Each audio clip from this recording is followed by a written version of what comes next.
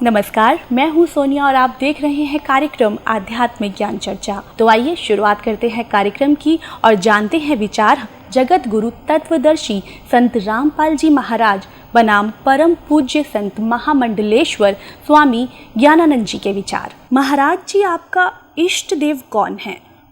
श्री राधे। हमारे इष्ट अखिल कोटि ब्रह्मांड नायक जगत गुरु भगवान श्री कृष्ण हैं। श्री कृष्ण भगवान पूर्ण अवतार हैं। कृष्णस्तु भगवान स्वयं। कृष्ण अपने आप में पूर्ण परमात्मा है, पूर्ण ब्रह्म है, स्वयं परमात्मा श्री कृष्ण हैं। महाराज जी, क्या श्री कृष्ण जी ही विष्णु भगवान का स्वरूप हैं? जहाँ तक बात है भगवान कृष्ण और विष्णु भगवान, विष्णु भगवान को जब हम नारायण के रूप में लेते हैं तो वहाँ भगवान कृष्ण नारायण के ही अवतार हैं। तो उस रूप में वहाँ एक रूपता है, वहाँ की भिन्नता कहीं भेद नहीं है। महाराज जी, ये भी आपसे जानना चाहेंगे कि समाधि अभ्यास यानी कि मेडिटेशन, राम, हरे कृष्ण, हरिओम आदि से मोक्ष संभव है या नहीं? परमात्मा का कोई भी नाम है, राम कहें, कृष्ण कहें, ओम कहें, कोई भी नाम है, वो निश्चित रूप से सक्षम है। नाम के माध्यम से समाधि और समाधि के माध्यम से मोक्ष। महाराज जी, आपसे जानना चाहते हैं कि क्या ब्रह्मा जी, विष्णु जी, महेश जी की जन्म और मृत्यु होती है? जन्म और मृत्यु शब्द तो नहीं लगा सकते उनके साथ, लेकिन ये निश्चित है कि कहीं ना कहीं उनकी आयु सीमा है। जब हम त्रिदेव के रूप में उन्हें लेते हैं तो कहीं ना कहीं एक आयु सीमा साथ साथ रहती है। ब्रह्मा जी भी हर सर्ग में, सृष्टि के हर उत्पत्ति में ब्रह्मा जी आते हैं, उत्पत्ति करते हैं, और हर प्रलय में फिर ये देव जो है ये इस विराट परमात्मा में लीन हो जाते हैं। तो इसलिए जन्म और मृत्यु शब्द नहीं, सर्ग और उसके पश्चात उस विराट परमात्मा में एक रूपता, लय होने की स्थिति, वो साथ साथ है। महाराज जी, हमने सुना है कि ब्रह्मा, विष्णु और महेश भी किसी और की साधना करते हैं। ब्रह्मा, विष्णु, महेश सृष्टि के उत्पत्ति करता, या सीधे शब्द कहें कर्ता, भरता, हरता के रूप में वो हैं। और मूल क्योंकि परमात्मा है तो इसलिए ब्रह्मा, विष्णु और शिव भी उस भगवान की आराधना करते हैं। महाराज जी, आपसे यहाँ ये भी जानना चाहेंगे कि गीता जी का अध्याय 7 श्लोक 18 में गीता बोलने वाला भगवान अपनी साधना को अनुत्तम क्यों कह रहा है? गीता के 7वें अध्याय का 18वां श्लोक जो है उसकी आप गहराई में देखेंगे तो एक बड़ी प्रेरणा है। भगवान 18वें श्लोक में कहते हैं, उदारा सर्वे वेते ज्ञानी त्वात्मविमतम आस्थिता सायुक्तात्मा मामे वनुत्तमाम गतिम। तो यहाँ जो श्लोक है, भगवान कहते हैं सभी भक्त मेरे उदार हैं, सभी भक्त अच्छे हैं। ज्ञानी भले ही एक रूप होने के कारण मेरी आत्मा है, मेरे से एक रूप है, लेकिन आगे जो कहा आस्थिता साही युक्तात्मा मामे वनुत्तमाम गतिम, यहाँ जो अनुत्तमाम गतिम है, क्योंकि ज्ञानी परमात्मा से एक रूप हो जाता है, जो तू है सो मैं हूँ। भगवान कहते हैं वो उस गति को पा लेता है, उस स्थिति को पा लेता है जिसके समान और जिससे श्रेष्ठ और कोई दूसरी गति नहीं होती।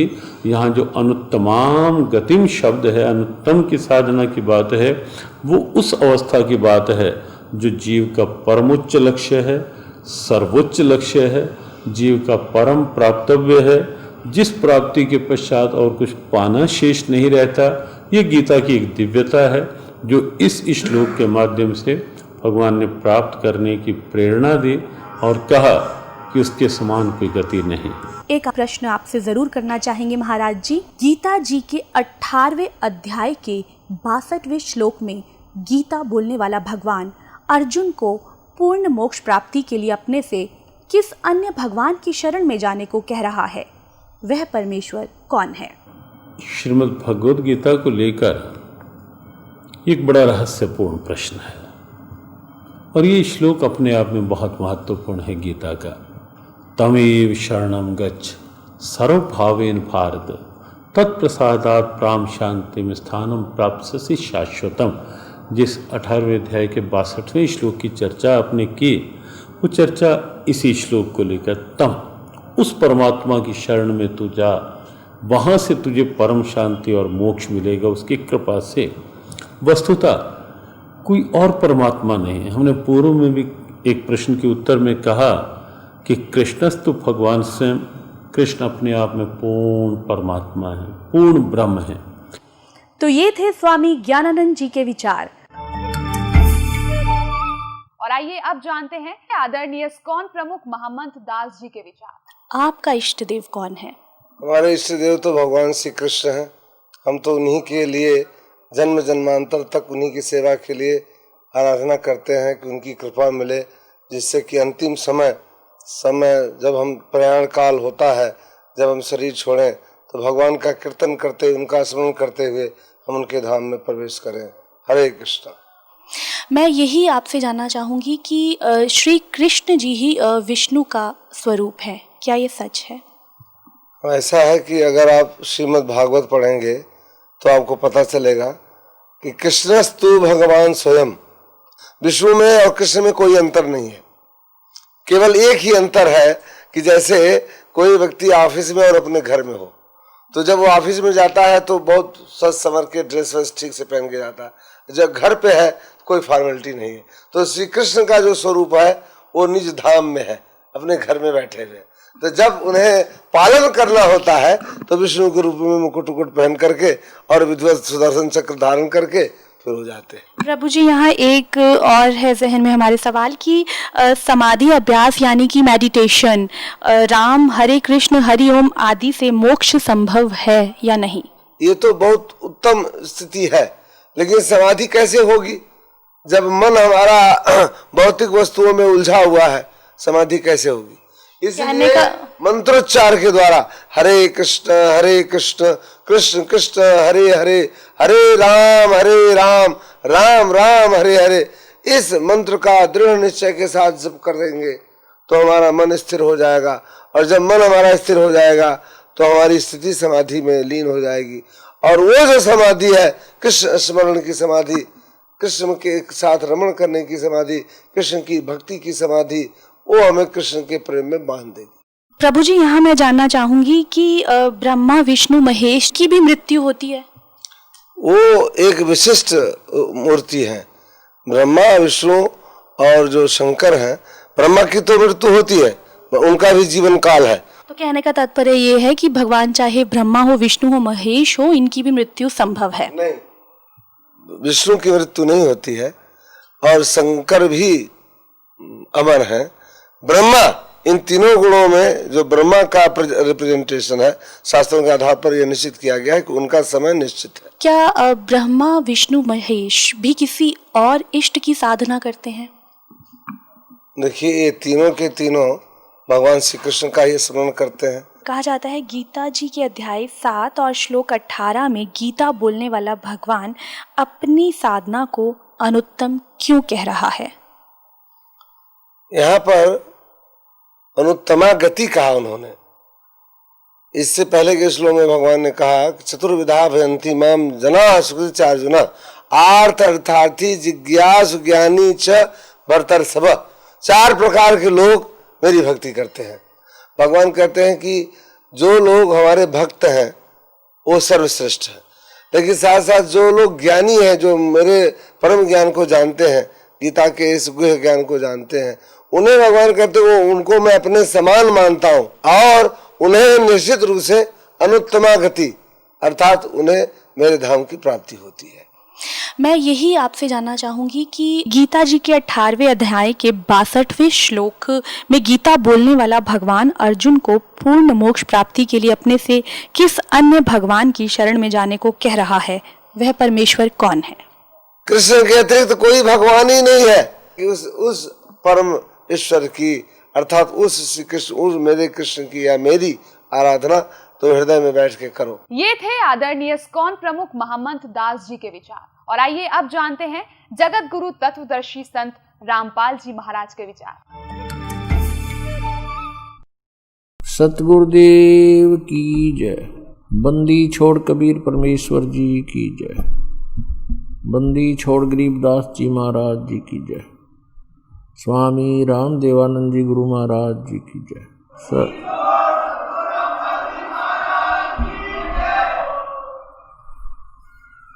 गरीब नमो नमो सतपुरुष को नमस्कार। गुरु की नहीं सुर नर मुनिजन साधु मां संतों सर्वस्दी नहीं। सतगुरु साहेब संत सब डंडो तुम प्रणाम। आगे पीछे मज हुए तिनको जा कुर्बान। गीता जी के 16वें अध्याय के 23वें श्लोक में लिखा है कि शास्त्र विधि को त्याग कर जो मनमाना आचरण करते हैं उनकी न तो गति होती है, न कोई सुख प्राप्त होता है, न उनकी कोई सिद्धि प्राप्त होती है। यूजलेस। गीता जी अध्याय नंबर 16 के श्लोक 24 में तुरंत कहा है कि इससे तेरे लिए अर्जुन कर्तव्य और अकर्तव्य की व्यवस्था में सदग्रंथ ही प्रमाण है, नथिंग एल्स। किसी की दंत कथा पर मत विश्वास करना। जो अपने सदग्रंथों में लिखा है उसी में वे ऑफ वर्शिप सही है, फाइनल है। अब जैसे ये श्री कृष्ण जी के पुजारी पवित्र हिंदू धर्म में जितने भी पुण्यात्मा हैं, अब गीता जी को सिरोधार्य मानते हैं और नाम जपते हैं हरे राम हरे कृष्ण, राधे राधे श्याम मिला दे, ओम नमः शिवाय, ओम भागवते वासुदेव नमः, एवे नमः। ये पता नहीं कितने मंत्र बना रखे। गीता जी में है कोई मंत्र ऐसा? गीता जी में फाइनल फैसला कर रखे है। गीता जी अध्याय नंबर 8 के श्लोक नंबर 13 में कहा कि ओम इति एक अक्षरम ब्रह्म व्यवहारण महामनुसमरण ये प्रयाति तदन देहम सयाति परमाम गति। मुझ ब्रह्म का माम ब्रह्म, मुझ ब्रह्म का केवल ओम इति एक अक्षरम। ये ओम एक अक्षर है, नथिंग एल्स, और कुछ नहीं। उच्चारण करके सिमरण करता हुआ जो अंतिम श्वास तक शरीर छोड़ने तक इसका सिमरण करता हुआ छोड़कर जाता है, यह प्रयाति तदन देहम सयाति परमाम गति, वो परम गति को प्राप्त होता है। ओम से मिलने वाली परम गति, ओम से मिलने वाली श्रेष्ठ गति कौन सी है? ब्रह्मलोक प्राप्ति, क्योंकि ओम ब्रह्म का मंत्र है। गीता जी अध्याय नंबर 7 के श्लोक नंबर 18 में गीता ज्ञानदाता ब्रह्म श्री कृष्ण जी में बोल रहा है। वो कह रहा है कि मेरी गति में ये उदार आत्मा है तो अच्छी, लेकिन ये मेरे वाली घटिया गति में ही आश्रित रही। ओम से मिलने वाली जो सुविधा है, मोक्ष है, जितना कहते यो तो व्यर्थ है, घटिया है, अनुत्तम है। अनुत्तम क्यों है? क्योंकि गीता ज्ञानदाता स्वयं कह रहा है 4 अध्याय के 5वें और 9वें श्लोक में, 2 अध्याय के 12वें श्लोक में, 10वें अध्याय के 2 श्लोक में, अर्जुन तेरे और मेरे बहुत जन्म हो चुके हैं, तू नहीं जानता मैं जानता हूं। तो इसी से दे के जन्म मृत्यु ब्रह्म की भी और पुजारी भी फिर जो दुखी जन्म और मृत्यु जैसा दुख नहीं पृथ्वी पर। इसलिए गीता ज्ञानदाता 18वें अध्याय के 62वें श्लोक में कहता अर्जुन तू सर्वभाव से उस परमेश्वर की शरण में जा, उसकी कृपा से ही तू परम शांति को और सनातन परम धाम को प्राप्त होगा।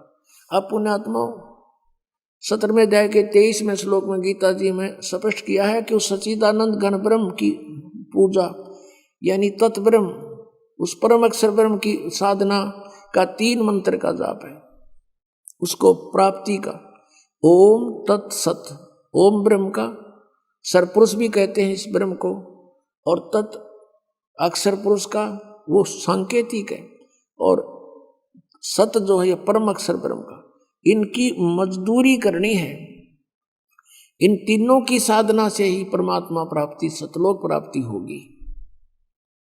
ओम और तत् सांकेतिक है, ये दोनों मिलकर 2 अक्षर का सतनाम बनता है। और तीसरा वो सार नाम है जो सत कहा है गीता जी अध्याय नंबर 17 के श्लोक 23 में। तो कहने का भाव ये है कि हम साधना करने का खूब कोशिश की हमने, अब पढ़े गीता और नाम ले हरे कृष्ण कृष्ण कृष्ण हरे हरे राधे राधे। कोई बात हुई या? बालकों का खेल बना रखा हमने, भगवान की तरफ जरा भी ध्यान नहीं दिया। गीता जी में है कहीं ये मंत्र, फिर जाप किस लिए कर रहे हो? परमात्मा का विधान है ये। हमने गीता जी के अतिरिक्त, वेदों के अतिरिक्त किसी की भी आदेश की पालना नहीं करनी है। यदि हम परमात्मा के विधान के विरुद्ध किसी की आज्ञा का पालन करके साधना करते हैं तो वो शास्त्र विधि को त्याग कर मनमाना आचरण है।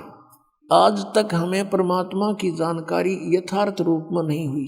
अब जो परमेश्वर आए थे 600 वर्ष पहले बनारस में, उस समय भी परमेश्वर यही कहा करते थे कि तुम जिन भगवानों की पूजा करते हो इनकी पूजा का विधान वेदों में नहीं है, और ब्रह्मा विष्णु महेश को आप अजर व अमर मानते हो, ये अजर अमर नहीं है, इनकी जन्म मृत्यु होती है। 3 देव की जो करते भक्ति उनकी कदे ना हो मुक्ति। इन तीनों देवताओं की 600 वर्ष पहले परमात्मा ने बताया था कि दुर्गा इनकी माता है और काल इनका पिता है।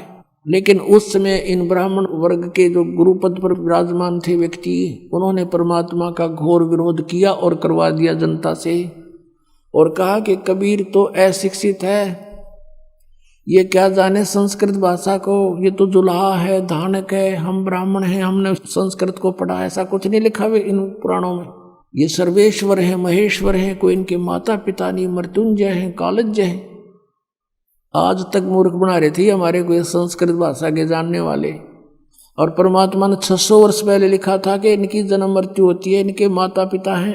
अब पहले तो परमात्मा के उस सूक्ष्म वेद में दिखाते हैं आपको कि परमात्मा ने 600 वर्ष पहले ब्रह्मा विष्णु महेश के बारे में क्या टिप्पणी करी थी, और आज फिर उन पुराणों में ज्यों की त्यों पाई। जब हम शिक्षित हो गए, समझण जोगे हो गए। अब देखिएगा, अब ये है कबीर सागर। अब कितना मोटा ग्रंथ है, अब देखना इसको, इसके अंदर दिखाते हैं आपको। ये है कबीर सागर, संपूर्ण 11 भाग, खेमराज श्री कृष्ण दास प्रकाशन बम्बई, यहाँ से ये प्रकाशित है।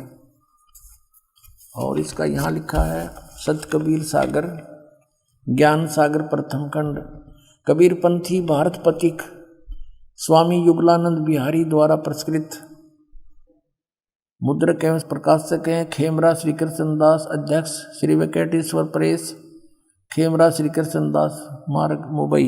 ये ज्ञान बोध और बोध सागर, ये चैप्टर अध्याय है इसमें कबीर सागर में। ये सूक्ष्म वेद है और इसके 21 पृष्ठ पे है। यहाँ देखिएगा, धर्मदास ये जग बोरा न, कोई न जाने पद निर्वाण, यही कारण मैं कथा पसारा, जग से कहिए राम नियारा। ये नाम गलत लिखा, मिसप्रिंट है। यही ज्ञान जग जीव सुनावो, सब जीवों का भरम नसावो, अब मैं तुमसे कहूँ चिताई, ही तेरे देवन की उत्पत्ति भाई। तेरे तीनों भगवानों का जन्म बताता हूँ, जन्म पोथी, जन्म पत्री, इनकी जन्म तिथि। कुछ संक्षेप कहूँ गहुराई, सब संशय तुमरे मिट जाई, भरम गए जग वेद पुराना, आदि राम का वेद न जाना। आदि राम है ये, राम राम सब जगत बखाने, आदि राम कोई बिरला जाने। सब राम राम अल्लाह अल्लाह कर रहे हैं, गॉड गॉड। आदि राम यानी सनातन परमात्मा को कोई नहीं जानता। ये राम है, नाम नहीं, सब गलत स्प्रिंट है ये। ज्ञानी सुने सो हृदय लगाई, मूर्ख सुने तो गम ना पाई। अब ब्रह्मा विष्णु महेश के तीनों देवताओं के माता पिता बताता हूँ। माँ अष्टंगी पिता निरंजन, ये जमदारुण वंशन अंजन, पहले कीन निरंजन राई, पीछे से माया उपजाई। माया रूप देख अति शोभा, देव निरंजन तन मन लोभा। कामदेव धर्मराय सताए, देवी को तुरंत दर खाए। पेट से देवी करी पुकारी, हे साहेब में मोह करो उबारी। टेर सुनी सतगुरु तय आए, अष्टंगी के बंध छुड़वाए। धर्मराय को हिकमत कीना, नख रेखा से भग कर लीना। धर्मराय करे भोग विलासा, माया को रही तब आशा। ये धर्मराय काल को भी कहते हैं। ये काल ज्योत स्वरूपी निरंजन काल या ब्रह्म कहो, ये दुर्गा का पति है और ब्रह्मा विष्णु महेश इन दोनों के संयोग से उत्पन्न हुए परमात्मा बता रहे हैं। तीन पुत्र अष्टंगी जाए, ब्रह्मा विष्णु शिव नाम धराए। होय होय। तीन देव विस्तार चलावे, इनमें यो जग धोखा खावे। पुरुष गम कैसे कोई पावे, काल निरंजन जग भरमावे। तीन लोक अपने सुत दीन्या, सुन निरंजन बासालीन्या। तीन अपने पुत्रों को तीन लोक, पृथ्वी लोक, स्वर्ग लोक और पाताल लोक दे करके स्वयं वो गुप्त रहता है 21 में अपने ब्रह्मांड के ऊपरले किनारे पर। अलग निरंजन सुन ठिकाना, सुन यानी ऊपर, वो कम प्लेस में या अलग स्थान बनाकर रहता है। और ब्रह्मा विष्णु शिव भेद न जाना, अलख निरंजन सुन ठिकाना, ब्रह्मा विष्णु शिव भेद न जाना। तीन देव सो उसको ढावे, निरंजन का व्यापार न पावे। अभी तक ब्रह्म की प्राप्ति ब्रह्मा विष्णु महेश को नहीं होली। अलख निरंजन बड़ बटपारा, तीन लोक जीव कीन आहारा। तीनों लोकों के जीवों को खाता है ये, बड़ा ठग है। बटपारा माने छली व्यक्ति है ये। ब्रह्मा विष्णु शिव नहीं बचाए, सकल खाए पुन दूर उड़ाए। कहते ब्रह्मा विष्णु महेश अपने पुत्रों को भी खाओगा ये आखिर में। तिनके सुत हैं तीनों देवा, आंध्र जीव करते हैं सेवा। इनके पुत्र हैं तीन, यानी इनके ब्रह्मा विष्णु महेश जो हैं काल और दुर्गा के पुत्र हैं। और ये आंध्र जीव, अंधे जीव इन ब्रह्मा विष्णु महेश की पूजा करते हैं। अंधे माने ज्ञानहीन। अकाल पुरुष काहू नहीं चीन्या, काल पाए सभी गैलीन्या। कहते तीन देव और असुर अवतारा, ताको भजे सकल संसारा। तीनों गुण का ये विस्तारा, धर्मदास मैं कहूँ पुकारा। गुण तीनों की भक्ति में ये भूल पड़ो संसार। कह कबीर निज नाम बिना कैसे उतरो पार। तीन देव की करते भक्ति, उनकी कदे ना हो मुक्ति। कबीर परमात्मा जी 600 वर्ष पहले कहा करते थे ये ज्ञान। और इन संस्कृत भाषा के जानने वालों ने कहा था कि कबीर जी तो अनपढ़ हैं, अशिक्षित हैं, ये संस्कृत भाषा को कैसे समझ सकते, ये झूठा है, कपटी है, झूठ बोलता है। ऐसा घोर विरोध करा दिया परमात्मा का। वो सितम ढाए परमात्मा के ऊपर कि परमात्मा 600 वर्ष पहले आकर ये कह के गए थे कि ब्रह्मा विष्णु महेश के ये माता पिता हैं, इनकी जन्म मृत्यु होती है, ये अजरमर नहीं है, ये नासवान है, इनकी पूजा से मोक्ष नहीं। इनकी जब आप जन्म मृत्यु तो हमें मोक्ष कैसे देंगे? हमें मोक्ष चाहिए गीता जी वाला। गीता जी अध्याय नंबर 15 के श्लोक नंबर 1 से 4 में कहा कि तत्वदर्शी संत की ऊपर लटके हुए, ऊपर को जड़ नीचे को तीनों गुण रूपी शाखा वाला उल्टा लटका हुआ संसार रूपी वृक्ष है, ऊपर को जड़ तो पूर्ण परमात्मा है और ब्रह्मा विष्णु महेश रूपी इसकी शाखाएं हैं। और तत्वदर्शी संत वो होगा जो इसके सभी भाग बता देता है। उसके पश्चात परमेश्वर के उस परम पद की खोज करनी चाहिए, जहां जाने के बाद साधक फिर लौट कर कभी नहीं आते। गीता जी अध्याय नंबर 15 के श्लोक 4 में कहा है। और जिस परमेश्वर ने सब ब्रह्मांडों की रचना की है उसी की भक्ति करो, अन्य की नहीं। अध्याय नंबर 18 के श्लोक नंबर 62 में कहा कि अर्जुन तू सर्वभाव से उस परमेश्वर की शरण में जा, उसकी कृपा से तू परम शांति को और सनातन परम धाम को प्राप्त होगा। अपने आत्मा अब ब्रह्मा विष्णु महेश ही नासवान और ब्रह्म गीता ज्ञानदाता ये ब्रह्म है। ये चौथे अध्याय के 5वें 9वें श्लोक में, दूसरे अध्याय के 12वें श्लोक में, 10वें अध्याय के दूसरे श्लोक में कहता है कि तेरे और मेरे बहुत जन्म हो चुके हैं अर्जुन, तू नहीं जानता मैं जानता हूं। तो ये ब्रह्म भी नासवान। अब आपको दिखाते हैं श्री शिव पुराण के अंदर कि ब्रह्मा और विष्णु और शिव जी के कौन है माता पिता।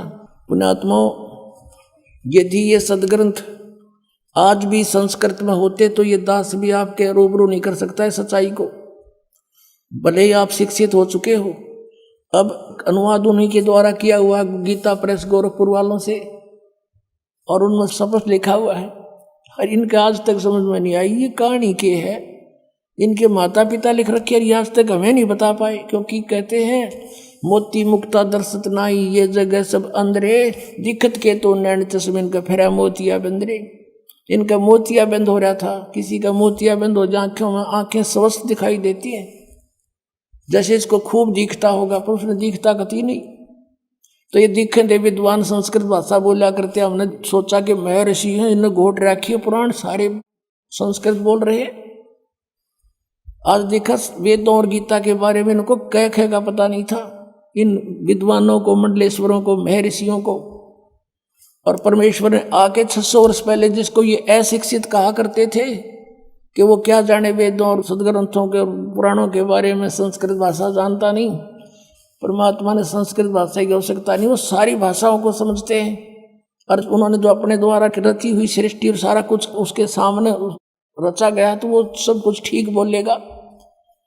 अब देखो शिव पुराण, संक्षिप्त शिव पुराण, गीता प्रेस गोरखपुर से प्रकाशित, संपादक है हनुमान प्रसाद पोदार, प्रकाशक में मुद्रक हैं गीता प्रेस गोरखपुर, गोविंद भवन कार्यालय कोलकाता का संस्थान। रुद्र संहिता 98 पृष्ठ के बिल्कुल नीचे आते हैं, 5वां अध्याय का यह अंत है, एंड है। अपने पुत्र नारद की यह बात सुनकर लोक पिता में ब्रह्मा वहां इस प्रकार बोले। ये 5वां अध्याय समाप्त हुआ। इसका आगे यहाँ प्रकरण शुरू हो जाता 6 में। ब्रह्मा जी ने कहा, ब्रह्मन अपने पुत्र नारद से कहा, देव शिरोमणे, तुम सदा समस्त जगत के उपकार में लगे रहते हो। तुमने लोगों के हित की कामना से बहुत उत्तम बात पूछी है। जिसमें समस्त चराचर जगत नष्ट हो गया था, सर्वत्र अंधकार ही अंधकार था, कुछ भी नहीं था।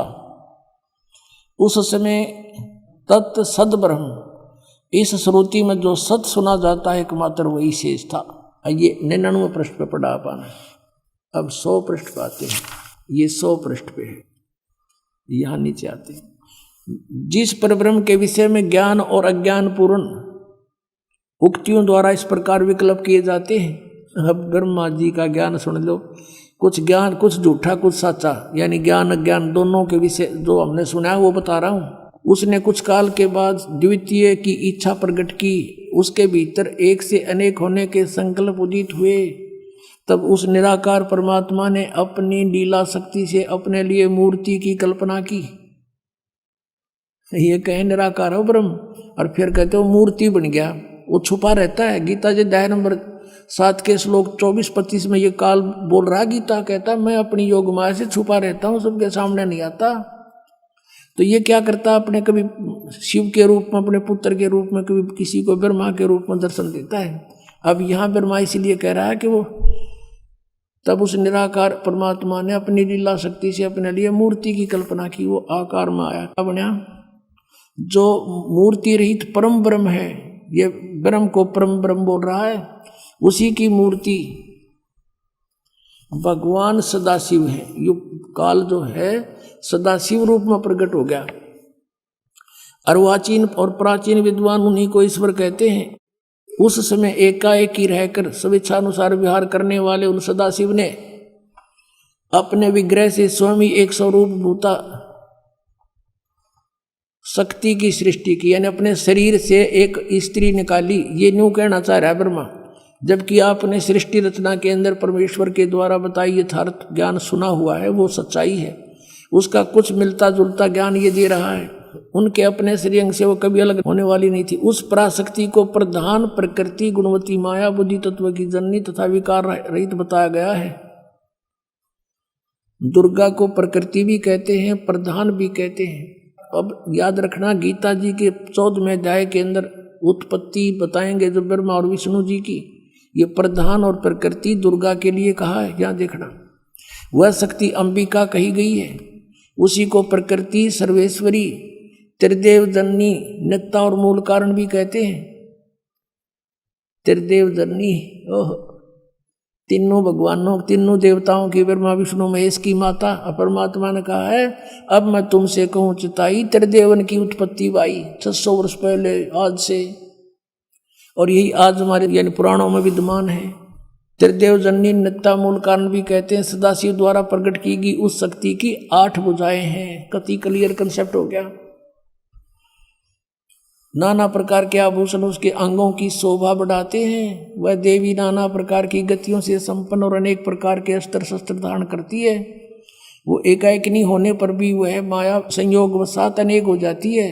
जैसे इस दुर्गा ने 3 रूप धारण किए थे, सावित्री, लक्ष्मी और पार्वती का, और समुद्र में छुप गई थी और अलग भी रही थी। ये एक सिद्धि बहुचोल्य धारा एक सिद्धि होती है। और वे जो सदाशिव हैं उनको परम पुरुष ईश्वर, शिव, शंभु और महेश्वर कहते हैं। ये काल की डेफिनेशन बताई जा रही है, यहाँ देखना, यहाँ क्लियर हो जाएगा 101 पृष्ठ पे। यहाँ देखना, वे अपने सारे अंगों पर भस्म रमाए रहते हैं। उन काल रूपी ब्रह्म ने, सदाशिव कहो, काल रूपी ब्रह्म कहो, एक समय शक्ति के साथ, नाथ नहीं, शक्ति सहित यानी दुर्गा के साथ शिवलोक नामक अक्षेत्र का निर्माण किया था। उस उत्तम अक्षेत्र को काशी कहते हैं। वह परम निर्वाण या मोक्ष का स्थान है जो सबके ऊपर विराजमान है। वे प्रिय और प्रियतम शक्ति और शिव जो परमानंद स्वरूप है उस मनोरम क्षेत्र में नित्य निवास करते हैं। शक्ति और शिव यानी काल और दुर्गा, यो सदाशिव काल, काल रूपी ब्रह्म और दुर्गा शक्ति। काशीपुरी परमानंद स्वरूपणी है। मुने शिव और शिवा ने, काल रूपी ब्रह्म और दुर्गा ने प्रलय काल में भी कभी उस क्षेत्र को अपने सानिध्य से मुक्त नहीं किया है। देव से एक समय उस आनंद वन में रमण करते हुए शिवा और शिव के मन में यह इच्छा हुई कि कोई बालक बच्चा पैदा करें। ये दुर्गा और काल के मन में आई कि दूसरे पुरुष की सृष्टि करनी चाहिए, यानी कोई संतान उत्पत्ति करें। जिस पर यह सृष्टि संचालन का महान भार रखकर हम दोनों केवल काशी में रहकर स्वेच्छानुसार विचरें और निर्वाण धारण करें, ऐसा निश्चय करके शक्ति सहित सर्वव्यापी परमेश्वर शिव ने अपने वाम भाग के 10वें अंग पर अमृत मल दिया, यानी पति पत्नी व्यवहार किया। फिर तो वहां से एक पुरुष प्रगट हुआ, एक बालक का जन्म हुआ। देखना 102 पृष्ठ पे। अब शिव बोले, वत्स बेटा, व्यापक होने के कारण तुम्हारा विष्णु नाम विख्यात हुआ। उसका विष्णु नाम धर दिया दुर्गा और काल से उत्पन्न बच्चे का। ये हो गया जन्म। दुर्गा और काल से विष्णु निषद हुआ शिव पुराण ने। और ये 5500 वर्ष पहले की लिखी हुई पुस्तक है, आज की नहीं। अब यहाँ देखना, ये 6ठा अध्याय समाप्त हो गया। अब 7वें में क्या लिखा है? ब्रह्मा जी कहते हैं, देवर से तत्पश्चात कल्याणकारी परमेश्वर सांब सदाशिव ने पूर्ववत प्रयत्न करके जैसे विष्णु को जन्म दिया, उत्पन्न किया, मुझे भी अपने दाहिने अंग से उत्पन्न किया। अपनात्मा। अब इनने कोई पूछने वाला हो, इनमें ऋषिया ने 5500 वर्ष हो गए इस पुराणों को लिखे, आज तक ये हमें कह नहीं बता सके। जब इन पर आश्रित थे, ब्लाइंड फेथ किया करते थे कि बड़े विद्वान पुरुष हैं, संस्कृत भाषा को जानने वाले हैं, और परमात्मा से हमारे को इसलिए दूर रखा, भगवान की वाणी को स्वीकार करने नहीं दिया और परमात्मा को परमात्मा नहीं मानने दिया।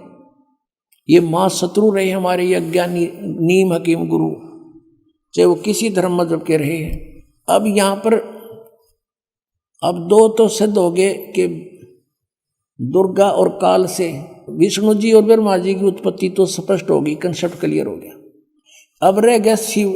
अब यहाँ ये विचलित हो गया अनुवाद करता कि यहाँ प्रकरण चल रहा है उनकी उत्पत्ति का, मूल संस्कृत में विद्वान है मूल पाठ में।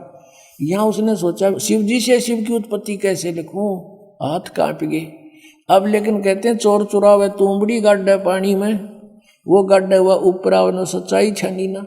अब दिखाता हूं आपको विद्वेश्वर संहिता पृष्ठ नंबर 24, 25, 26 पे। एक समय ब्रह्मा और विष्णु जी का इस बात पर झगड़ा हो गया। ब्रह्मा जी कहते मैं, विष्णु जी को कहते मैं तेरा बाप, और विष्णु जी कहते मैं तेरा बाप। अब इनको ऐसा भ्रम क्यों हुआ? क्योंकि काल ने प्रतिज्ञा कर रखी है कि मैं अपने वास्तविक शरीर रूप में कभी किसी को दर्शन नहीं दूंगा। तो साधकों ने साधनाएं की, हठयोग किया, किसी को ब्रह्मा के रूप में दर्शन दे दिया। इसका पुत्र ब्रह्मा साक्षात सबको दिखाई देता है, देवता है। तो सबने मान लिया कि ब्रह्मा ही सर्वशक्तिमान है, यही परमात्मा हमने समाधि में देख लिया। ये छुपाए हुए अपने आप को सब उसके गुणगान करने लगे। ऐसे किसी को उसने विष्णु जी के रूप में दर्शन दे दिए, किसी को शिव के रूप में।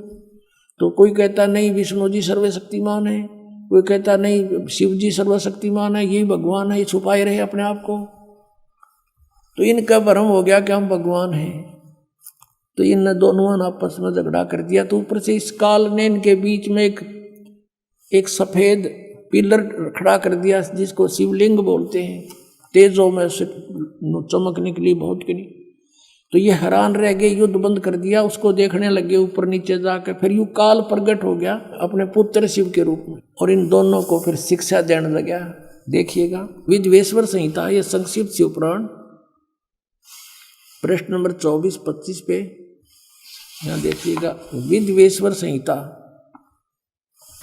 और यहाँ आते हम, ये दोनों देखो भगवान ब्रह्मा और विष्णु लड़ रहे थे, इनके बीच में ये पिलर खड़ा कर दिया स्तंभ। फिर वो खुद आ गया शिव के रूप में। नीचे देखिएगा, अब ब्रह्मा और विष्णु ने पूछा प्रभु सृष्टि आदि 5 कृत्यों के लक्षण क्या हैं, ये तो हम दोनों को बताइए। भगवान शिव बोले, ये काल बोला मेरे कृत्यों को समझना अत्यंत गहन है, तथापि मैं कृपा पूर्वक तुम्हें उनके विषय में बता रहा हूँ। ये 5 अपने कृत्य बता दिए। ये देखना, ये 25 पे हमने पढ़ा, अब 26 पे पढ़ रहे हैं।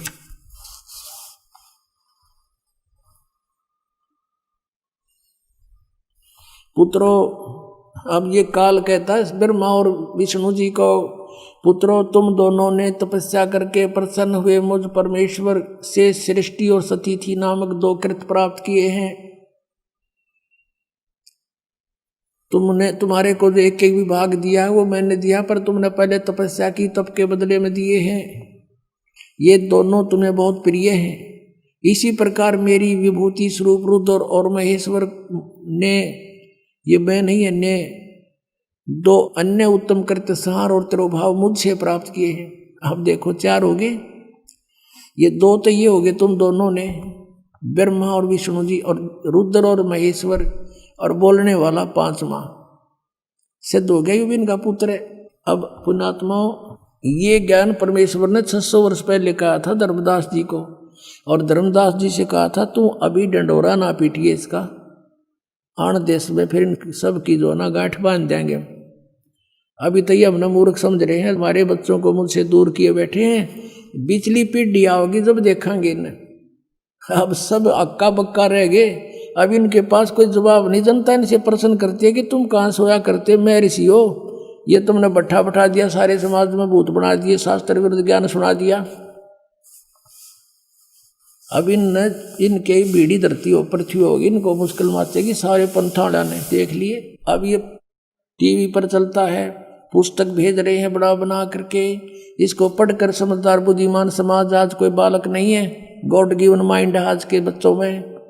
अभी इन्हें पता ही ना था, कोई विकल्प नहीं था, कोई तुलना करने का कोई तरीका किसी ने बताया नहीं, तुलना करें किसके ज्ञान की।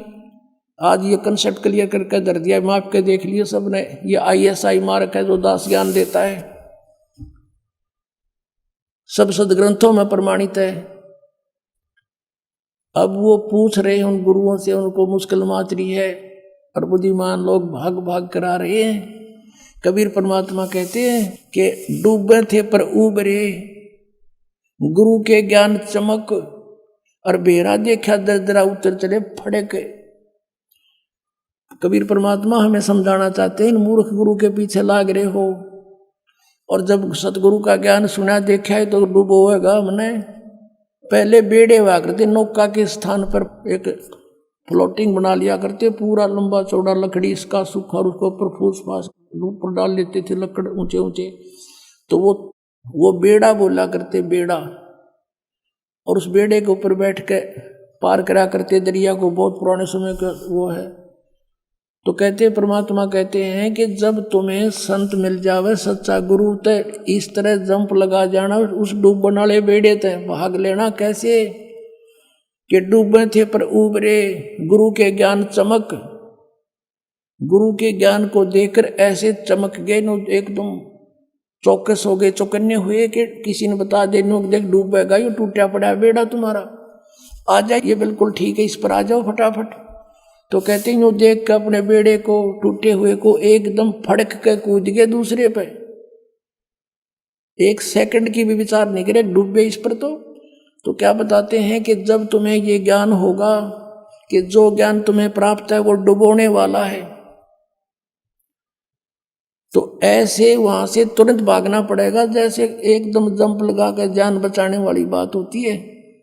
तो कबीर परमात्मा कहते हैं, बेरा देखा डूबे थे पर उबरे, गुरु के ज्ञान चमक माने नो चौकस हो गए, एकदम चमक का पड़ा करें।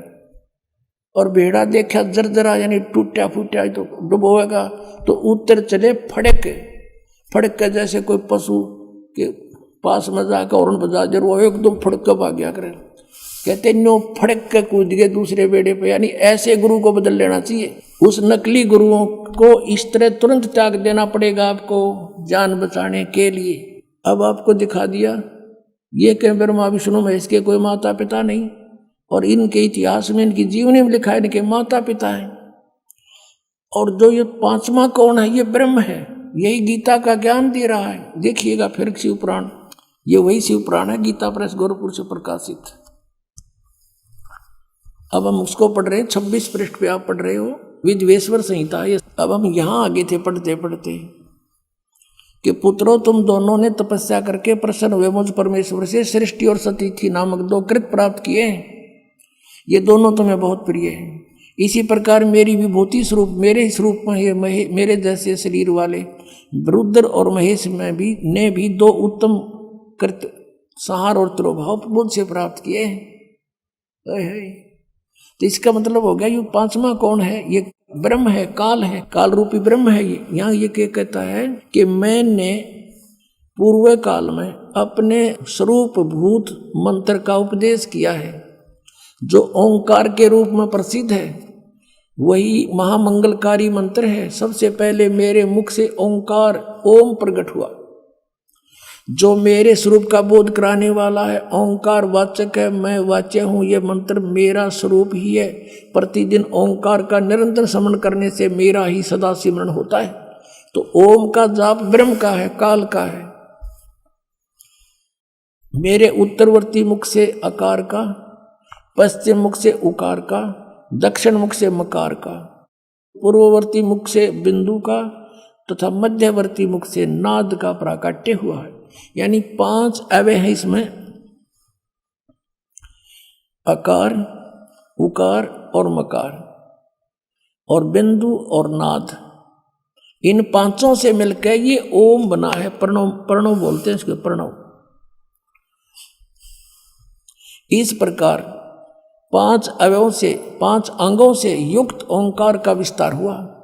इन सभी अवयों से एकीभूत होकर यह प्रणव ओम नामक एक अक्षर हो गया।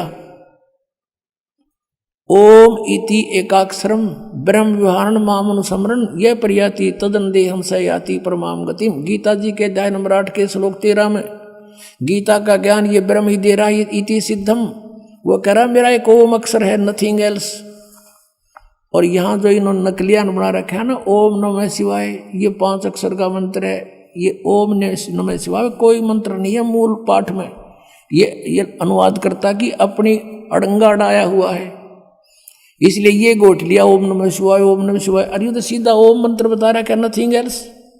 अपने आत्मा एक तो ये सद हो गया कि गीता जी का ज्ञान ये काल रूपी ब्रह्म ही बोल रहा था। ये यहाँ भी कह रहा है मेरा ओम मंत्र है। ये ब्रह्मा विष्णु महेश का पिता है, दुर्गा इनकी माता, इति सिद्धम।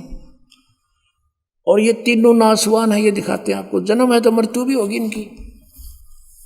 श्री देवी पुराण देखिए, गीता प्रेस गोरखपुर से प्रकाशित। संपादक है हनुमान प्रसाद पोदार चिमनलाल गोस्वामी। ये गीता प्रेस गोरखपुर से प्रकाशित है। अब देखिएगा इसके 123 पृष्ठ पे, तीसरा स्कंद। अब भगवान विष्णु अपनी माता दुर्गा की स्तुति करते हुए बोले, तुम शुद्ध स्वरूपा हो, ये सारा संसार तुम्हीं से उद्भासित हो रहा है। मैं ब्रह्मा और शंकर हम सभी तुम्हारी कृपा से विद्यमान हैं। हमारा आविर्भाव यानी जन्म और तिरोभाव माने मृत्यु हुआ करता है। हमारा तो जन्म और मृत्यु होता है। केवल तुम ही नित हो, जगत जननी हो, प्रकृति और सनातनी देवी हो। भगवान शंकर बोले, देवी यदि माँ बाग विष्णु तुम्ही से प्रकट हुए हैं तो उनके बाद उत्पन्न होने वाले ब्रह्मा भी तुम्हारे ही बालक हुए। फिर तमोगुण लीला करने वाला शंकर क्या तुम्हारी संतान नहीं हुआ? अर्थात मेरी भी माँ तुम ही हो, अर्थात मुझे भी जन्म देने वाली, उत्पन्न करने वाली तुम ही हो। शिवे संपूर्ण संसार की सृष्टि करने में तुम बड़ी चतुर हो। इस संसार की सृष्टि, सतिथि और संहार में तुम्हारे गुण सदा समर्थ हैं। उन्हीं तीनों गुणों से उत्पन्न हम ब्रह्मा, विष्णु एवं शंकर नियमानुसार कार्य में तत्पर रहते हैं। अब इस पवित्र पुराणों ने ये स्पष्ट कर दिया, पवित्र देवी पुराण ने 5 कंसेप्ट क्लियर कर दिए इसमें। एक तो ये कर दिया कि ब्रह्मा विष्णु महेश का जन्म मृत्यु होता है, ये नाशवान है। दूसरा ये कर दिया कि प्रकृति दुर्गा है, प्रकृति दुर्गा को कहते हैं। और तीसरा ये कर दिया कि ये रजगुण ब्रह्मा है, सतगुण विष्णु और तमगुण शिव जी।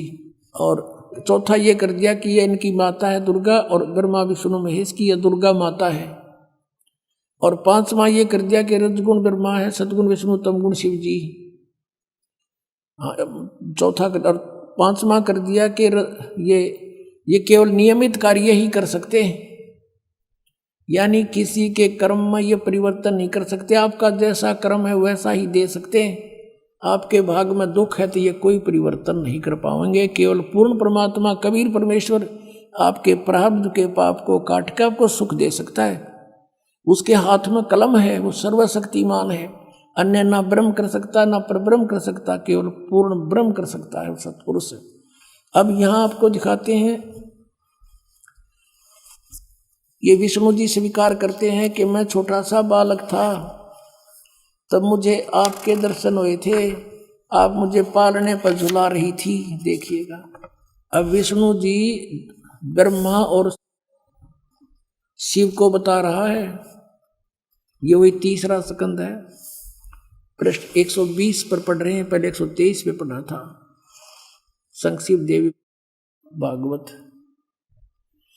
अब विष्णु जी कह रहे हैं ये वे ही दिवांगना हैं, ये वही देवी हैं जिनके प्रलय वर्ण में, यानी जब जल ही जल था, सारा पानी ही पानी था, मुझे दर्शन हुए थे। उस समय मैं बालक रूप में था। विष्णु जी बता रहे हैं मेरा याद आ गया, माँ देखी थी मैंने कभी, और मुझे पालने में झुला रही थी।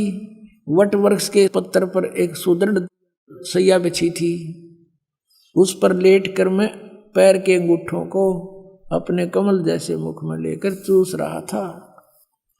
गुण तीनों की भक्ति में ये भूल पड़ो संसार, कह कबीर निज नाम बिना कैसे उतरो पार। तीन देव की जो करते भक्ति, उनकी कदे ना हो वह मुक्ति। उसी समय कहा करते बड़े मंडप में, और वो ब्राह्मण गुरु नकली महर्षि कहा करते झूठा है, देखो क्या कह रहा, मारो डले मारो पत्थर।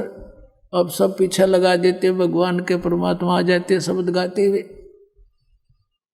उलाना आता फिर नीरू नीमा के पास, छोटी सी उम्र में लग गए थे वो छेड़ने उनको। 5 साल की उम्र में उनके छक्के छुड़ा दिए थे परमात्मा ने। उनकी उम्र तो है नहीं, वैसे शरीर आए थे, बालक रूप धारण किया था। एक लीला करते हैं उनके नियम में, वेदों में ऐसा प्रमाण है कि वो ऐसा करता है, शिशु रूप धारण करके आते हैं। और उस समय उनकी परवरिश की लीला कुंवारी गायों से होती है परमात्मा की। और 600 साल पहले ये लीला भगवान करके जा रहे हैं, जो आज वेद गवाही दे रहे हैं। तो who is God? Kabir is God. तीन देव की करते भक्ति, उनकी कदे ना हो वह मुक्ति। कबीर परमात्मा जी 600 वर्ष पहले कहा करते थे ये ज्ञान। और इन संस्कृत भाषा के जानने वालों ने कहा था कि कबीर जी तो अनपढ़ हैं, अशिक्षित हैं, ये संस्कृत भाषा को कैसे समझ सकते, ये झूठा है, कपटी है, झूठ बोलता है। ऐसा घोर विरोध करा दिया परमात्मा का। वो सितम ढाए परमात्मा के ऊपर कि परमात्मा 600 वर्ष पहले आकर ये कह के गए थे कि ब्रह्मा विष्णु महेश के ये माता पिता हैं, इनकी जन्म मृत्यु होती हो, ये अजरमर नहीं है, ये नासवान है, इनकी पूजा से मोक्ष नहीं।